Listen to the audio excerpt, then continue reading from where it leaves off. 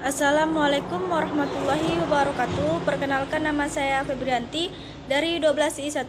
Di sini saya ingin membuat tugas sejarah Indonesia. Bab 2, Sistem dan Struktur Politik Ekonomi Indonesia, Masa Demokrasi Parlementer. A. Perkembangan politik masa demokrasi liberal. 1.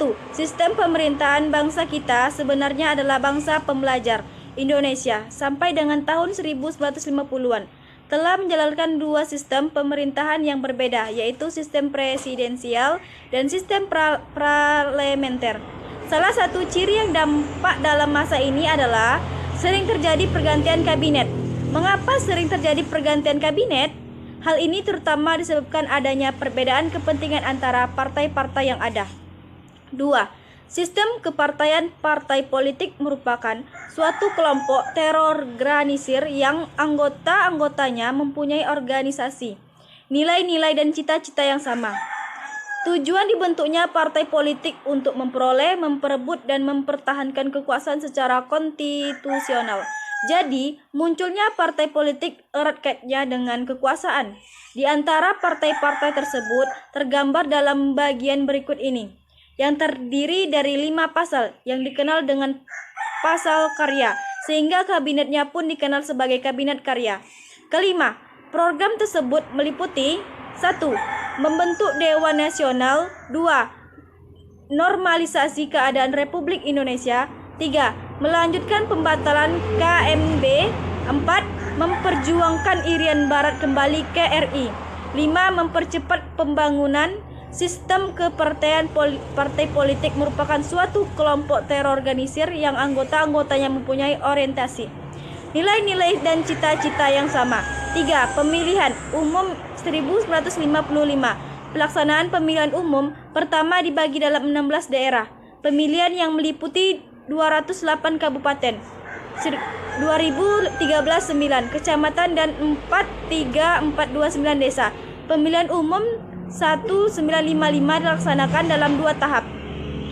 Tahap pertama untuk pemilih anggota parlemen yang dilaksanakan pada 29 September 1955 dan tahap kedua untuk anggota Dewan Konstitute Badan Pembuatan Undang-Undang Dasar dilaksanakan pada 15 Desember 1955. Pada pemilu pertama ini 39 juta rakyat Indonesia memberikan suara di kotak-kotak suara. B. Mencari sistem ekonomi nasional. 1. Pemikiran ekonomi nasional memikirkan ekonomi pada 1950-an pada umumnya merupakan upaya mengubah struktur perekonomian kolonial menjadi perekonomian nasional. Hambatan yang dihadapi dalam mewujudkan hal tersebut adalah sudah berkarya sistem perekonomian kolonial yang cukup lama. Warisan ekonomi kolonial membawa dampak perekonomian Indonesia banyak didominasi oleh perusahaan asing dan ditopong oleh kelompok etnis Cina sebagai penggerak perekonomian Indonesia.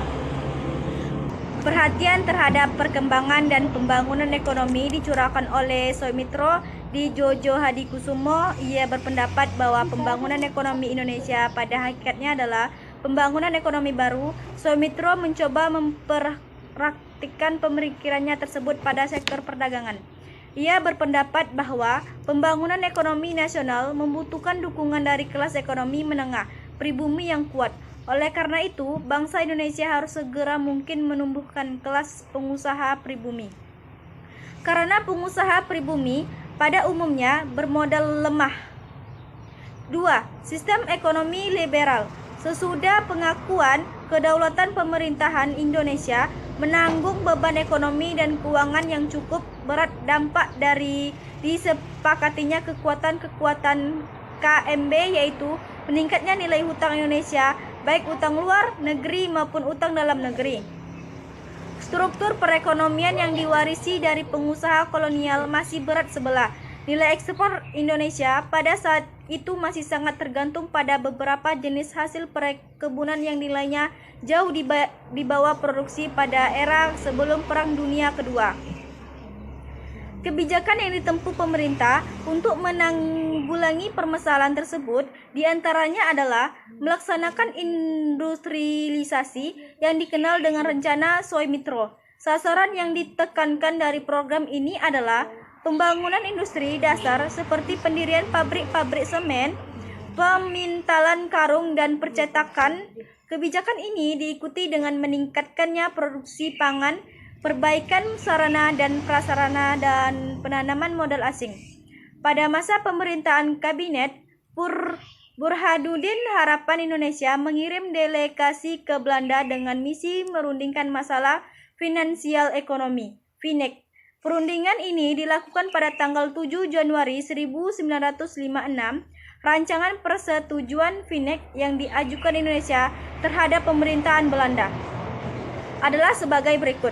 1. Membatalkan persetujuan FINEK hasil KMB. 2. Hubungan FINEK Indonesia-Belanda didasarkan atas hubungan bilateral.